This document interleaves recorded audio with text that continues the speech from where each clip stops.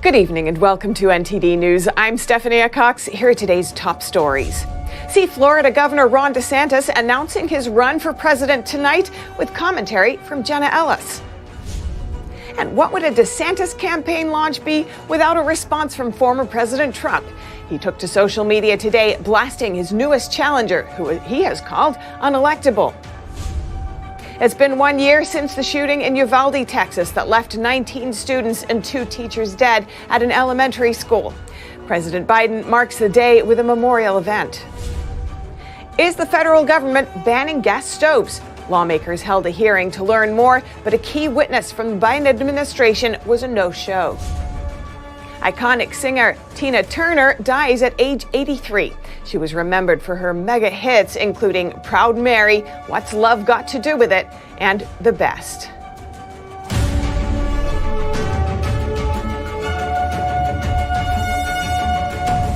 Florida Governor Ron DeSantis this afternoon filed a formal notification with the Federal Election Commission that he's running for president. He's expected to announce his run any minute now on Twitter Spaces. And we have constitutional attorney and former senior advisor and counsel to President Donald Trump, Jenna Ellis, to discuss.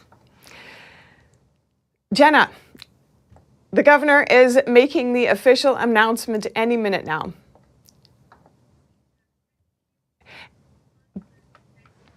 But before we have that chat, we're going to hear from former President Trump, because what would this day be without a response from Trump? Let's cut to that. After Ron DeSantis filed paperwork Wednesday to run for president, his top competitor, Donald Trump, had a thing or two to say about it. He took to social media with a series of comments. First, he again reminds DeSantis that he never would have won the gubernatorial election in 2018 if not for his own endorsement. Trump said in his post he was getting ready to drop out of the race, ran a terrible campaign. Ron told me he had one last chance, my support and endorsement. He said in one day he went from losing badly to winning by a lot. In another post, he said Ron DeSantis can't win the general election or get the nomination because he voted to obliterate Social Security. He accused the Florida governor of voting to hurt Medicare and increase taxes. Then he said he got 1.2 million more votes in Florida than DeSantis. Later, Trump posted a big data poll showing voters would choose Trump over DeSantis 60% to about 17%. But while Trump is letting off some steam, his looming legal challenges continue. Special counsel Jack Smith is wrapping up his investigation in the classified documents case. Fox News reports that Smith has been finalizing his probe for weeks, but it's not clear when he will announce his findings or whether he plans to prosecute Trump. As Smith wraps up his investigation, Trump's attorneys sent a letter on Tuesday to Attorney General Merrick Garland. In the letter, they said Trump was being treated unfairly compared to President Biden, his son Hunter, and the Biden family, and said they wanted to discuss the ongoing injustice. So far, neither Garland's office nor the special counsel's office have commented on the letter. Arlene Richards, NTD News. And we had a tech issue just now, but we are back on with constitutional attorney and former senior advisor and counsel to President Donald Trump, Jenna Ellis, who will discuss the upcoming announcement from Ron DeSantis. Jenna, the governor is making the official announcement any minute, or maybe making it right now. What do you think of his strategy? Quite unconventional. It really is. And I think it's actually brilliant because he's reaching a far wider audience than the gatekeepers of traditional legacy media that require often cable news subscriptions that the younger generation just really isn't paying attention to. And he's also getting a very interesting moderator and discussion partner through Elon Musk and also David Sachs. And so I think that this is showing that he's not afraid to take a wide range here. And he's also willing to take questions from the audience, is my understanding as well. And so I think this is going to not only personalize him, it'll show his true agenda. It will really launch him well, but this will also have a wide-ranging impact on voters that will actually hear from him, not just see a mainstream media headline tonight or tomorrow morning. And DeSantis has largely avoided unscripted public appearances, but you recently spoke with him on your podcast. Could you tell us about that? Yeah, I was very grateful and honored that he joined me, and President Trump joined me back in February, and Vivek Ramaswamy. So I've had a number of presidential candidates, and was very grateful to have the governor join me Monday morning ahead of the National Religious Broadcasters Convention, where he spoke later that evening.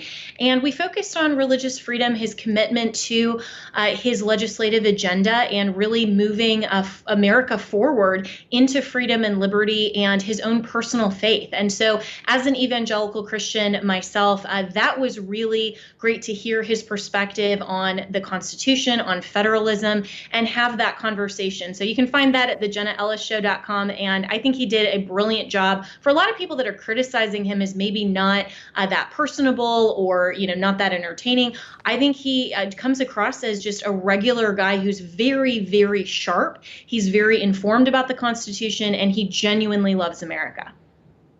But he did choose to launch at a time when recent polling shows that he's trailing former President Trump by quite a lot. What do you think of this timing?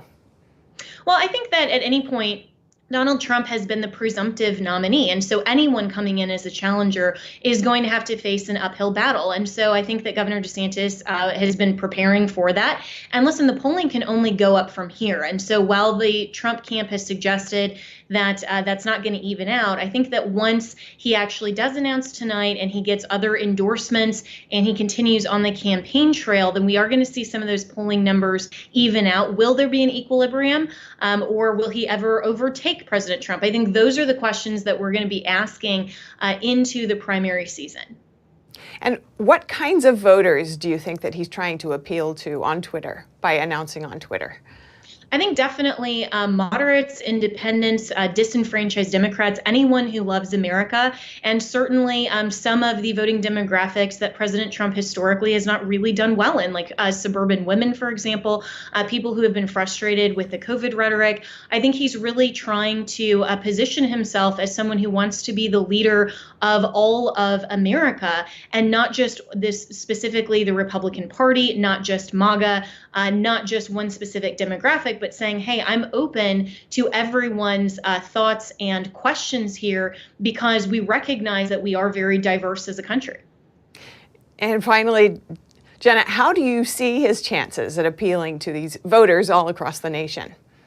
I think we're going to see him rise in the polls, and I do think that he's going to have a really great shot at getting the nomination, and that's why Team Trump has really spent, I think the report as of Monday was $15.3 million more than they're spending attacking Democrats, attacking Ron DeSantis, because they know that he does pose a significant threat. And I think this is actually a great thing for the conservative Republican Party to say, hey, we have a wide bench. And so I think it's a great thing that he's jumping in, and I think it'll be great to see some debates. I do think he has definitely a shot, much more than the Trump campaign is suggesting. But of course, we'll have to wait and see. Jenna Ellis, thank you so much. Now, the governor is speaking right now, so we'll cut to him now.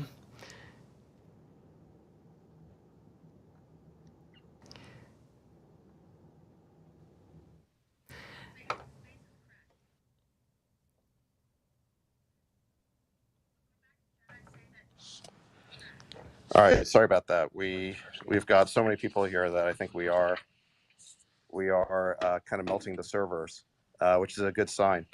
All right, I'd like to just introduce the folks in the room here.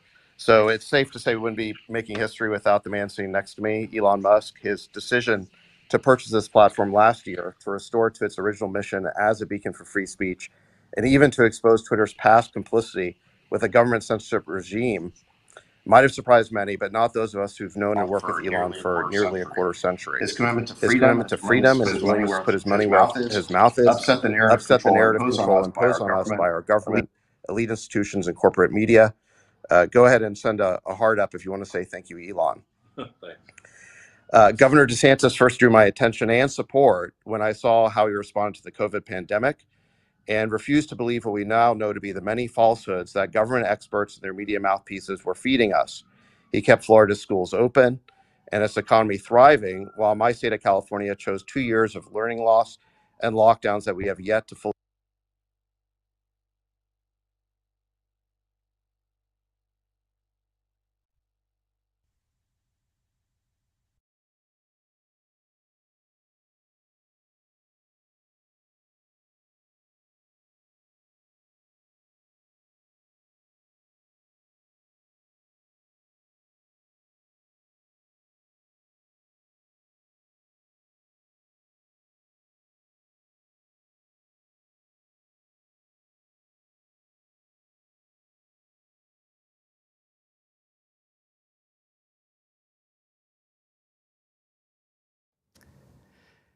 So that was just a glitch there with Twitter Spaces, but I just do want to acknowledge Jenna Ellis and your comments here. Do you have any final thoughts that you want to share with our viewers before we wrap up here?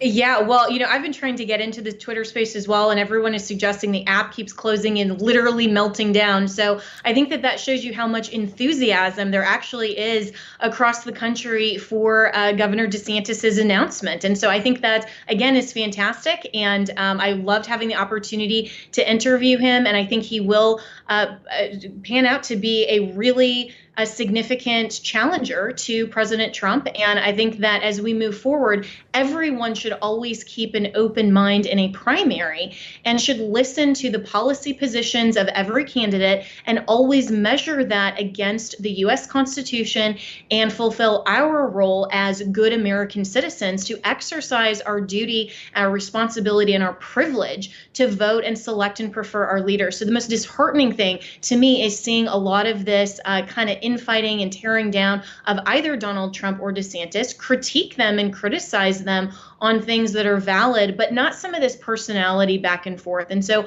I would love to see the conversation rise. Maybe that's a little bit of, something that is a little bit of, not really realistic. But I think that we as Americans really should be looking at this primary as a great opportunity to have conservative policies at the fore and getting the best challenger for whoever the Democrat nominee is.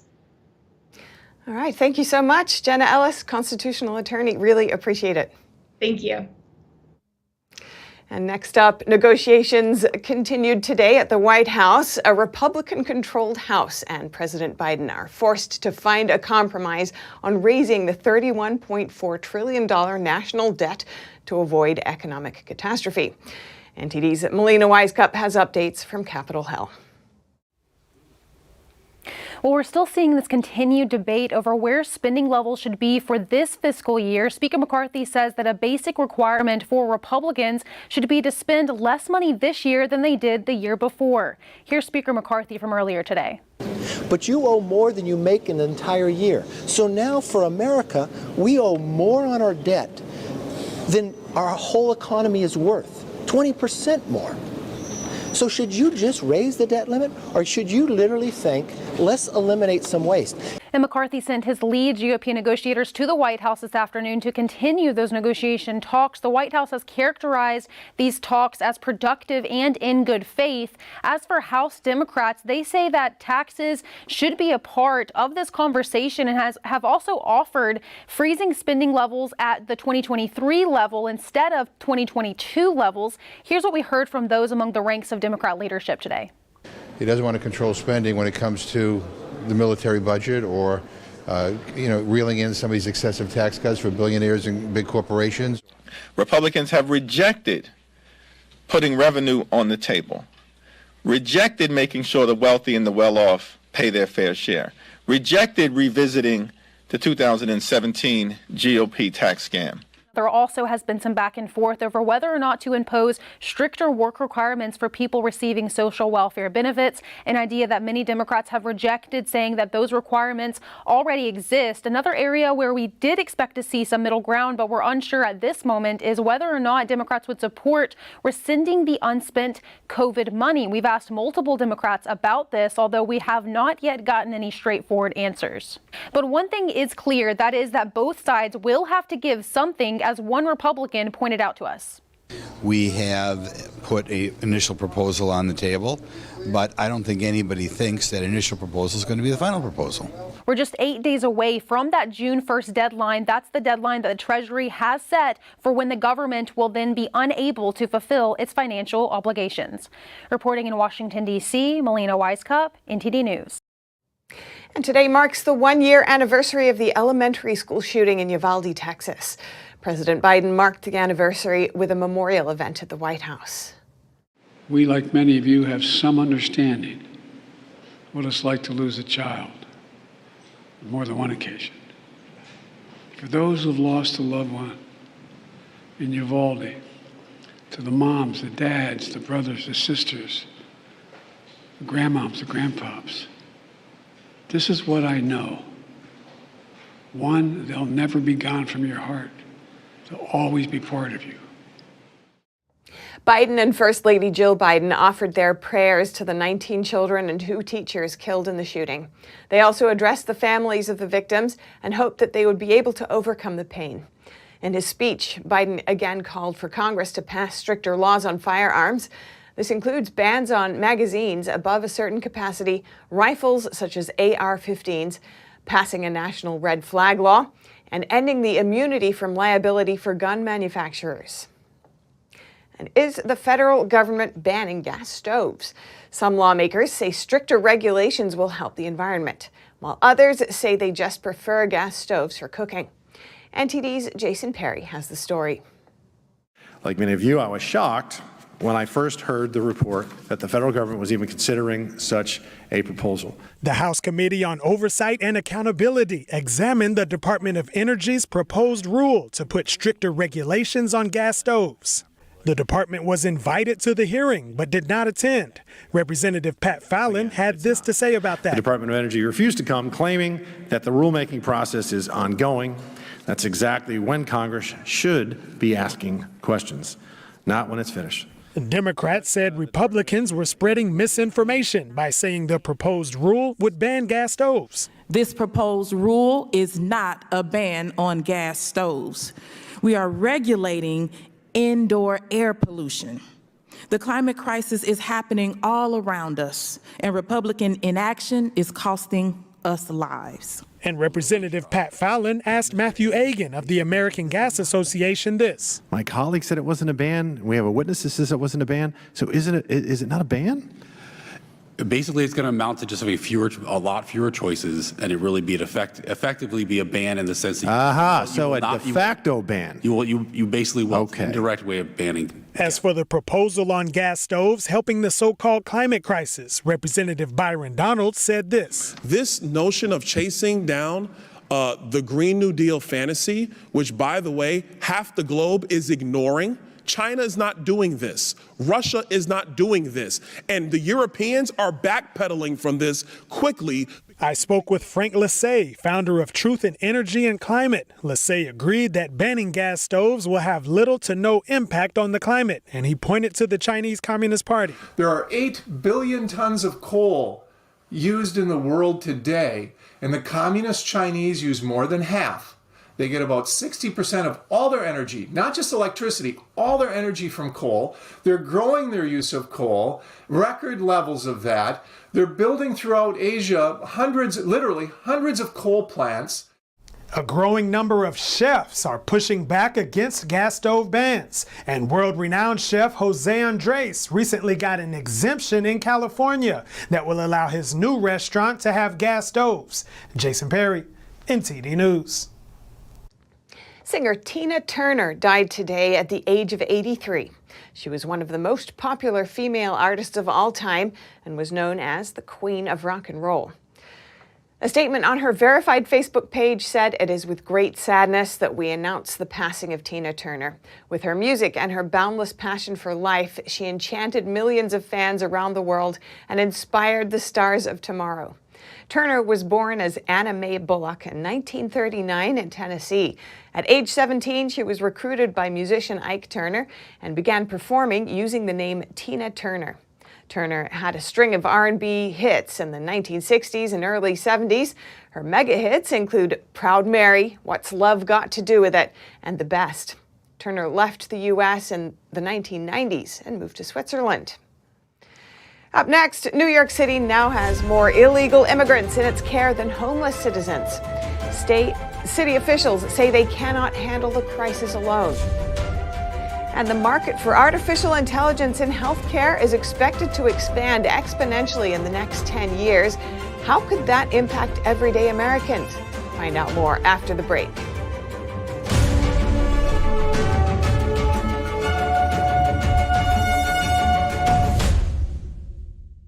It's just clear as day. The media, whether it's broadcast, cable, or print media, has become extremely biased. And I started looking online for alternative ways to get information. And I saw an ad for a free trial. And I looked at it and I said, Epoch Times. I mean, come on, this is end of days type of stuff. I mean, what are they going to be talking about here? And I said, well, it's a free trial. Let me dig in. Is it giving me both sides? Is it giving me an objective point of view here? I have looked for opportunities to see where they might be biased, and I don't find it. It has given me a level of trust in media that I didn't think I'd ever get back. I love the Epoch Times because it has renewed my faith in the idea that a reliable, responsible, non-biased source of information is available. And I can say that I love it because of that. William Bouguereau's staggering work, both in quantity and quality, numbered over 800 exquisite paintings during his lifetime. Bouguereau was the most famous artist in all of France, possibly all of Europe. These are emotionally powerful works, amongst the most powerful in art history. 我第一次看到就是布格罗的画的时候，我就感觉到非常的震惊。我觉得哇，居然有人画到这么的完美，所有的一切都无可挑剔。In this episode, we'll investigate the talent of a genius and a true master in his field who was first highly praised and recognized, but later destroyed. What was it about him or his art that made an entire society turn against him and banish both his name and his works?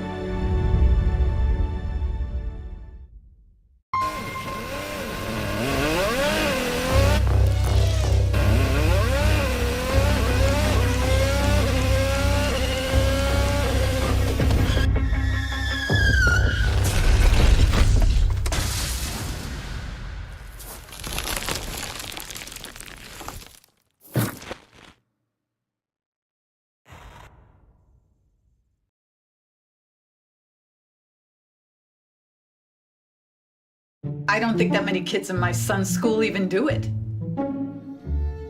He makes fun of his friend who vapes. He would never try it. She's into soccer. She's on the honor roll. She's just not the type. No way. No way. No way. No way, my kid would never vape. Get your head out of the cloud. Today, nearly 8,000 kids will start vaping. Maybe even yours. Learn about the dangers at talkaboutvaping.org.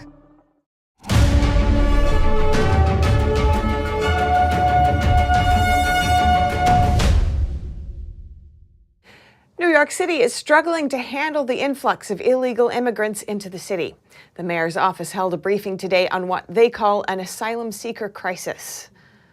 It is in the best interest of everyone, including those seeking to come to the United States, to be upfront that New York City cannot single-handedly provide care to everyone crossing our border. The city now estimates to have more asylum seekers in care than New Yorkers experiencing homelessness when the administration first came into office.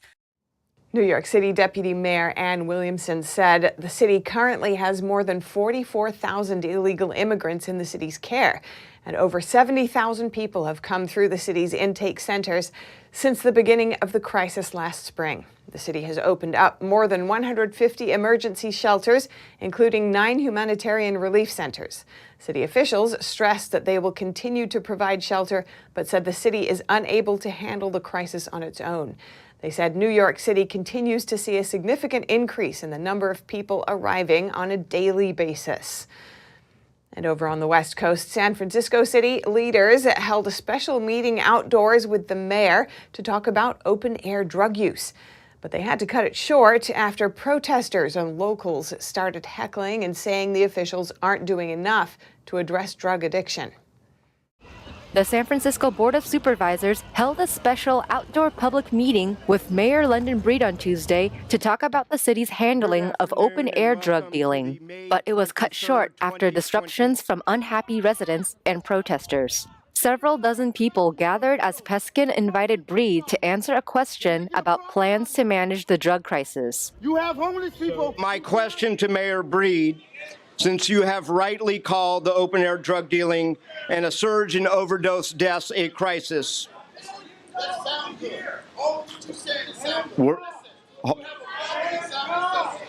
We are acknowledging that problem, sir.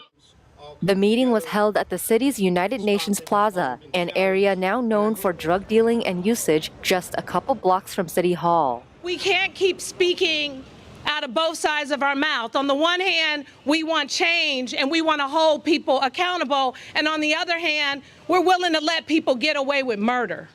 Fentanyl! Nazi warfare inside the shelters! Throughout the statements from Breed and Peskin, people in the crowd shouted at the officials. Some expressed their distrust in the officials, calling out policies that backfired. We got a fentanyl epidemic. It's worse than, and they got sanctuary policy. And the sanctuary policy is protecting the criminals that's accused of bringing the drugs over here. I think San Francisco's at a crossroads right now of which direction we want to go. And that's unfortunate because really what we need both things. We need a public health approach and we need a target-specific law enforcement approach for the organized drug dealing. Peskin struggled to continue his statements, and Breed conceded that the meeting could not move forward. I do think that the fact is, I'm not sure, without listening to the public, that this is going to be the right forum to be able to answer your question thoroughly. In light of the mayor's statement, which I appreciate, we will recess this meeting to the Board of Supervisors chamber, wherein the mayor will respond to the A4 Ask question. Locals say city leaders have not addressed the problem at the root. I work in the shelter. It's not a funeral home. It's turning into a funeral home over fentanyl. This says fentanyl, Nazi war camp. Stop killing us for money. They sending people into the shelter, allowing them to do fentanyl. It's not right. Either Mayor London Breed need to fix it or step down. It's over her head. She cannot handle it. Pittman says the funding shelters receive go to pacifying the drug addicts instead of rehabilitating them. If I tell someone they cannot bring their fentanyl in there, I get fired. If I tell them, hey, you cannot get high in here, I get fired. It's not right. After Breed and Peskin cut the meeting short, one woman was seen being detained by police and escorted away. Local media reported that she had thrown a brick towards the front of the crowd. And we'll keep you updated on that story as it develops. Now, next, artificial intelligence could bring exciting advancements in the field of healthcare and medicine, but along with its potential, there are dangers that come with it. Here's more from NTD's Don Ma. The global market size of generative AI in healthcare could expand to as much as 40 times larger in the next 10 years, according to some estimates. Artificial intelligence in medicine is making strides in advancement every day. Here's AI researcher Alexander DeRitter. And one of the things that is exceptionally interesting about this is that you can upload like your blood test results, and you can upload other medical data and history of a patient. And these AI models are able to interpret that and cross-reference it with all the available medical literature and giving them access to the latest research and the best potential treatments and diagnosis. DeRitter says that AI is also actively being used to develop new medication to identify new proteins. He says one day there will be a cure for cancer. But with all the potentials, there are pitfalls to AI in medicine. Recently, the World Health Organization advised caution in the use of artificial intelligence in health. The concern here is really your patient data privacy. Let's just say you have a wart on your foot, and it's not exactly something you want to post on your Instagram, right? It's not something you want other people to know. Now, if you go to an AI model and say, how do you treat a wart on my foot, right? You're already sharing something very private with an AI model. There's also a danger that artificial intelligence may be used to create medical weapons. Technology can be used by nefarious actors with bad intentions, right? So, for example, it becomes possible for people to use AI to come up with super bugs or super viruses. So then the question becomes like, how does government even regulate that when people can do it individually in their homes? It's the same conversation around like Are you going to ban 3D printers just because 3D printers can print gun parts? Despite the possible pitfalls, de Ritter says there's hope the benefits of AI will outweigh the risks. Coming up, Ukraine's NATO membership is once again off the table, and the alliance's Secretary General is calling to boost NATO's ammunition stockpiles as it reaches depletion. And a new report alleges UC Berkeley failed to disclose millions in Chinese funds. That money is tied to a renowned university in Beijing known as China's MIT. That and more after the break.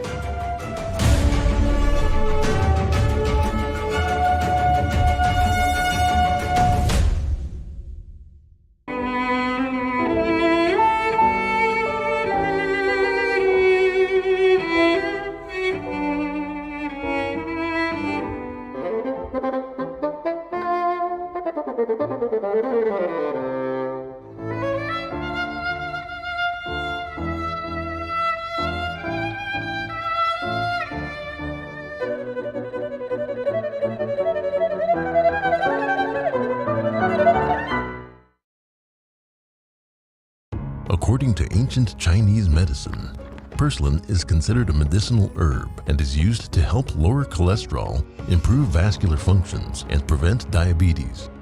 Perilla seeds can nourish the lungs and spleen. It is used to treat asthma and improve pulmonary functions.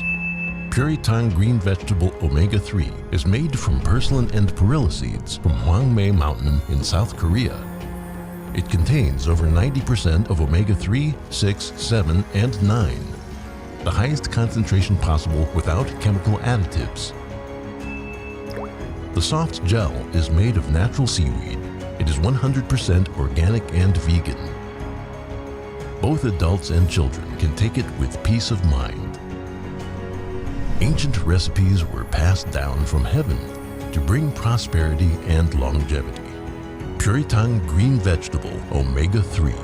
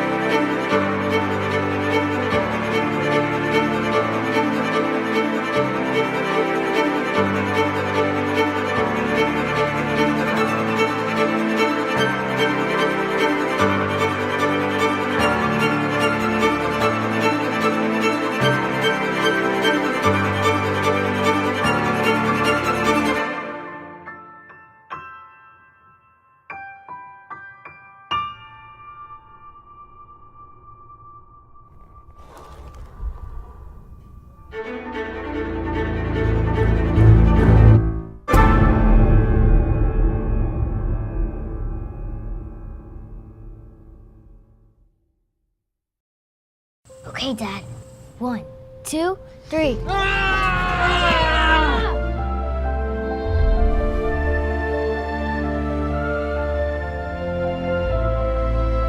You saved me.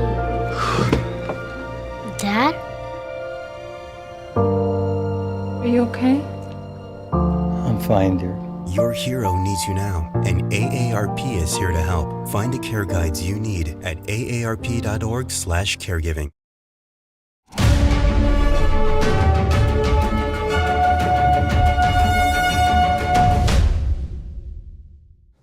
Not on the agenda. Ukraine's NATO membership request is once again brushed aside as its conflict with Russia continues. And now NATO is calling to ramp up its arms production as its stockpile reaches depletion. NTD's Sam Wong brings us the latest. And then we also agree that the most urgent and important task now is to ensure that Ukraine prevails as a sovereign, independent nation. On Wednesday, NATO chief Jens Stoltenberg said that Ukraine joining NATO during wartime is not on the agenda. He explained that there will be no membership to discuss if Ukraine doesn't prevail. Last September, Ukrainian President Zelensky announced a bid for fast-track membership of the NATO military alliance, right in the middle of his conflict with Russia. But that request has since stalled as the war drags on. In the face of Russian onslaught, Ukrainian troops are firing up to 10,000 artillery shells daily. To aid Ukraine, European nations have contributed a wide variety of weapons ranging from anti-tank missiles to tank shells. But Ukraine is consuming weapons faster than Europe produces them. NATO's ammunition stockpile have been dwindling as the alliance continues to supply Ukraine. To replenish inventories, Stoltenberg spoke about making new contracts with the defense industry, and he is inviting representatives from the industry to a NATO meeting next month in an effort to facilitate the process. NATO has been consistently calling to raise munition stockpile targets as its inventory approaches to a depletion. Here's what Stoltenberg said earlier this month. We need that investment and production capacity now and for the longer term. We are moving in the right direction, but not as fast as the dangerous world we live in demands. Earlier this year, Stoltenberg called on NATO members to put concerns of weapon shortage aside and instead focus on aiding Ukrainian forces. But even before Russia's invasion, many NATO members fell short of meeting the alliance's stockpiling goal. That's as officials considered large-scale artillery battles a thing of the past. Sam Wang, NTD News, New York. China's loans are pushing the world's poorest countries to the brink of collapse. That's what a new report from the Associated Press says in its recent analysis of the mega lender and a dozen of the countries most indebted to it, including Pakistan, Kenya, Zambia, Laos, and Mongolia. For his analysis, I spoke with the chief economist at the Tressis hedge fund, Daniel Akaye. Now, Daniel, AP's recent analysis of a dozen countries most indebted to China showed that some are so indebted that they're just months away from collapse. That's so alarming. What's your assessment of this report, and is it really that bad? I think it's very concerning because the Belt and Road Initiative was basically an enormous spread of very thinly analyzed credit to nations that relied on a revenue stream that is not coming, that is not evident in any shape or form. So the Chinese government and Chinese institutions were giving a lot of credit to nations in exchange for access either to commodities or very large infrastructure projects. However, neither the infrastructure projects have generated the economic return that was initially expected, not even close to that, as the report shows the vast majority are heavily loss-making. No? And the commodity side of the trade, in which part of the loans would be paid with commodities, is also something that is not helping in any shape or form, because as we have seen in the past year, commodity prices have been falling quite significantly. And the report also points to China's secretive lending practices, many times defying the standard rules and lending practices, which would then give itself an advantage. Are these revelations a surprise to you? Well, not surprising. There's no free money. And a lot of these countries thought that, you know, there was almost an ideological perspective saying, we're going to exit the evil credit standards of the West and the United States, and we're going to leave the IMF and the American banks, and we're going to enter into huge loans with Chinese entities, believing that Chinese entities would give credit in, almost like free money, like a donation. And obviously that doesn't exist. And what they have found is simply that if a country is entering into difficulties with its creditors and is not reliable for Western creditors, they may get credit with China, but China is not giving that credit for free, and certainly the conditions are much more onerous than what many of these countries believed. Obviously, there's a whole chain of conditions, not starting from obviously repaying them as maturities happen. Second, exchanging for commodities. Third, entering into larger credit demands. And obviously, this is what tends to happen when some nations think that they can sort of avoid the traditional financial system and enter into some form of new type of financing, which is not new, is simply even more aggressive than what they allegedly escaped from. So how do you see these revelations affecting global lending dynamics? Well, it's certainly a tightening of credit conditions, certainly a much weaker access to credit from to all of these nations that decided to be very specific and very vocal about their willingness to avoid any type of exposure to Western credit, etc. It's going to be very, very challenging because what they're facing reality right now. They're facing, on the one hand, that they're entering into very substantial challenges with the Chinese institutions. Furthermore, that the Chinese institutions are not lending more. They're actually demanding the repayments.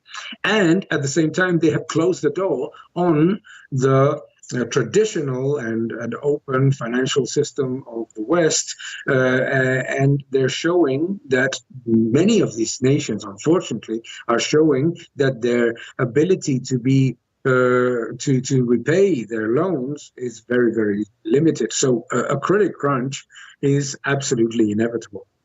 All right, thank you so much, Daniel Lakaye. Great to have you on as always. Thank you so much. Always a pleasure. How much funding does China pour into American universities? According to a new report, hundreds of millions of dollars. The Daily Beast calls out UC Berkeley for a deal with a renowned university in Beijing known as China's MIT. NTD's Tiffany Meyer brings us that story. The report notes in 2018, the two universities struck a joint tech venture worth $220 million. The alleged deal was for a joint research facility in Shenzhen City, China. The investigation alleges Berkeley and the Shenzhen government agreed to build a 1.7 million square foot research campus in China, but never disclosed it. Berkeley disagrees. A spokesman for the university tells us UC Berkeley did not receive $220 million in funding from the Shenzhen government and described the Daily Beast report as filled with errors, omissions, and demonstrable falsehoods. However, Berkeley didn't dispute everything. The university acknowledged it signed an agreement with the Chinese university in 2016 for $19 million in sponsored research, noting it did not disclose those funds at the time because laws didn't require it back then. The school said it did report those funds in 2019 when the laws changed. According to the Daily Beast, Berkeley also allowed Chinese officials tied to the joint research facility to privately tour their U.S. semiconductor facilities at the Marvel Nanofabrication Lab. The cutting-edge facility is used for U.S. semiconductor research. Visitors included Chinese Communist Party officials and the vice mayor of Shenzhen City. A spokesman for Berkeley tells us the lab visit took place as described. As for what the university is doing now, the spokesman told us Berkeley takes the matter of undue foreign government influence seriously, adding that it has taken many steps in safeguarding its research. That includes a requirement that all faculty members must report annually on outside professional activities, including extended travel and research with non-U.S. organizations. Coming up, ahead of Memorial Day, Southern California celebrated the 50th anniversary of prisoners of war returning home from the Vietnam War. They share what bonded them together. And in golf, a club pro who normally teaches the sport for a living qualified for last week's PGA Championship and nearly won. Michael Block reveals his personal highlight from the whirlwind experience when we come back.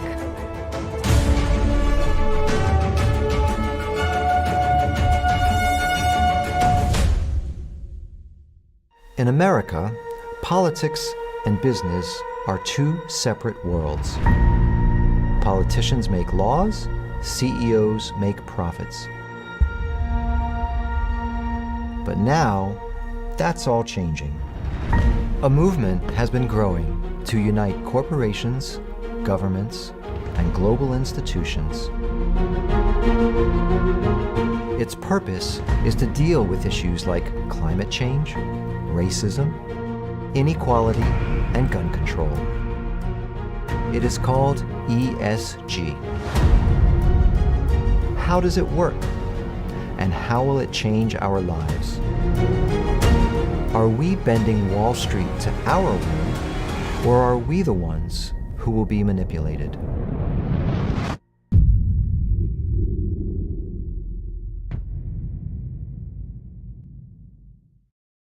Your paycheck. Your family depends on it. But if something happened to you, you need life insurance. And chances are SelectQuote can get it for you for under $1 a day. SelectQuote found Michael, 38, a $500,000 policy for under $23 a month. SelectQuote found Anna, 37, a $750,000 policy for under $23 a month. SelectQuote's secret? They comparison shop a select group of great companies like these for your best rate. Give your family the security they need at a price you can afford. Since 1985, SelectQuote has saved over 1 million families millions of dollars on life insurance.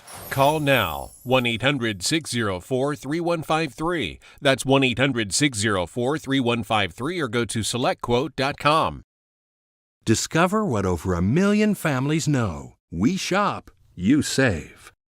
Hey, Bobo, do trees tell each other stories? I'm sorry. I'm afraid I don't know that. Hey, why don't we go find out? Listen. Can birds draw pictures? I don't have an answer for that. Dad, do stars visit their friends? Look!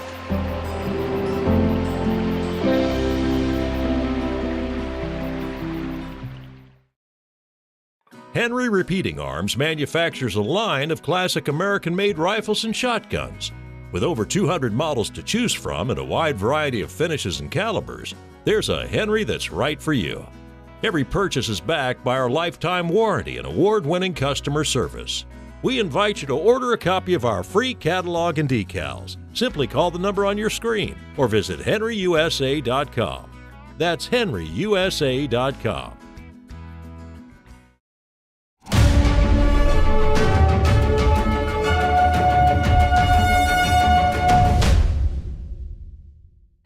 Memorial Day is coming up. One Southern California city celebrated a special anniversary with a parade. Vietnam prisoners of war recalled their days together 50 years after their return home.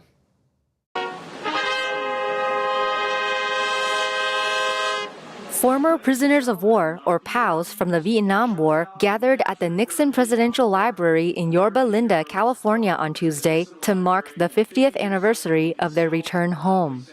They paraded through Yorba Linda and were greeted by hundreds of cheering supporters waving U.S. flags along the parade route. Later, an official ceremony took place on the grounds of the library. What we're celebrating is our return from captivity and the amazing opportunity to get together with some of my closest friends. You'll never find a more tightly welded group of friends because we've been through the same hellfire together. McNish was captured after he was shot down over North Vietnam on September 4th, 1966. My entire 6.5 years in prison, I had absolutely zero doubt that my country would never forget me, that I would be brought home back to my country, whether I was alive or did not survive. That's the strength of having that knowledge was part of what got me through 6.5 years of hell. We all suffered in many, many ways that most people don't know anything about, family separations and deaths and just bad circumstances, but we overcame it all. And talk about life-changing experiences. This group that you're meeting here today and those before us who now passed away accomplished amazing things with their lives after Vietnam. So I have no hard feelings against the Vietnamese at all. That's all in the past. And in healthy life, you just press on. You don't harbor any grudge. You don't get even. You just press on life. So luckily, we all pressed on in life, and here we are 50 years later. Some of us became congressmen, senators, businessmen, airline pilots, doctors, surgeons, veterinarians, all walks of life, and we all pressed on. The Nixon Presidential Library is marking the 50th anniversary of the return of the POWS with a new exhibition called Captured, Shot Down in Vietnam. And now for your sports news. Here's NTD's Dave Martin with a true underdog story in golf. That's right, Steph. 46-year-old Michael Block, who captured the hearts of golf fans over the weekend when the Club Pro finished 15th at the PGA Championship, revealed yesterday that the highlight was receiving a congratulatory text from his hero, Michael Jordan. Block, who was seen wearing his Jordan brand shoes at the Oak Hill Country Club last week, said Jordan's message was, quote, something in the way that what he saw is why he loves the game of golf so much. Block's saga is a true underdog story, somewhat similar to the Roy McAvoy character in the movie Tin Cup, as played by Kevin Costner. Block normally teaches golf for $150 an hour out in California. He's managed to play in 25 PGA events in his career, and his making the cut last week was just the 5th time he'd done so. He did it with a bang, too, at one point getting as high as 2nd place, while his incredible hole-in-one on the 15th Sunday was the first at the event in 3 years and earned him a hug from 4-time major champion Rory McIlroy. For his efforts, Block earned an invitation to play this week's Charles Schwab Challenge in Fort Worth and an automatic invite to next year's PGA Championship. And in the NFL, some ominous news from New Jersey as new Jets quarterback Aaron Rodgers strained his calf at practice. Now, fortunately for Jets fans, Rodgers said the injury wasn't too serious, but this is the same franchise that hasn't been to the playoffs in more than a decade, and the last time they had a star at quarterback was in 2008 with Brett Favre, whose mid-season injury that year doomed their playoff hopes. After that season, Favre left for Minnesota while New York fired their head coach. And for your sports viewing schedule tonight, no NBA games, but in the NHL, the Florida Panthers look to sweep the Carolina Hurricanes tonight in a series that's seen every game decided by just a single goal. And finally, for you baseball fans, 10 games are on tonight featuring a Rays versus Blue Jays matchup with Tampa Bay starting ace Shane McClanahan, who leads the majors with 7 wins. And that's it for your sports news today. Steph, back to you. Thanks, Dave. Next, one of the world's last wild horse species is back from the edge of extinction. A zoo in North London is celebrating the birth of 2 foals. On the meadows at Whipsnade Zoo, just north of London, 2 foals are grazing alongside their mother. Keeper Rachel Melvin has been caring for the foals since they were born. One afternoon, just behind us over here, we had Charlotte, the first who gave birth to Lorgen, gave birth in the middle of the afternoon in front of the public. It was really nice. She did amazing. She's an experienced mother. And then about 2 weeks later, we came in one morning to find that we had a second foal. Really, really exciting, especially because she's a girl.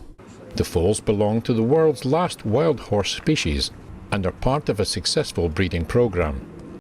Przewalski's horses share common ancestry with modern horses, but the 2 lines split over 30,000 years ago. The species was classified as extinct in the wild before they were reintroduced to Mongolia. That was part of a conservation project between scientists from Mongolia and the Zoological Society of London. Przewalski's horses, named after a Polish explorer, are also known as Mongolian wild horses, or takis, in Mongolia. That reintroduction itself was not possible without zoo captive breeding taki. So that's why when you have like new generation of takis born in zoos, that's very big excitement, of course. Horses remain an important symbol of Mongolian national identity due to the country's nomadic history and the conquests of Genghis Khan. When horse coming and galloping, coming to you, it's in our blood, that nomadic culture. And then it just comes like through your throat. Hundreds of wild Przewalski's horses now live in the Mongolian steppe, and their numbers are growing, reaching 940 at the last count. And that's it for today's news. If you have any news tips or feedback for our show, though, you can email us at eveningnews@ntd.com. Thanks for tuning in. I'm Stephanie Cox. Good night.